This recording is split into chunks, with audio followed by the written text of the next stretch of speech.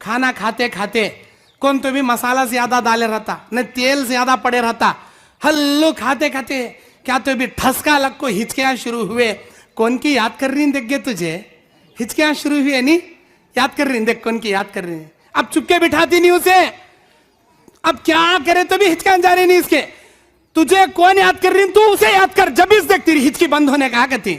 अब इन्हें याद कर ले एक बढ़ती, मेरा ससरा याद कर रहा क्या, मेरा मर्द याद कर रहा क्या, मेरा भाई याद कर रहा क्या, मेरा बाबा याद कर रहा क्या, हमारे आपा याद कर रही क्या, हमारे भाईजान याद कर रही क्या, हमारी सहेली हिचकी बंद हुई, मतलब इन्हें याद कर रही थी। सो कोसी शरीयत में लिखो है जी ये अस्तगफिरुल्लाह, ये फाल है फाल।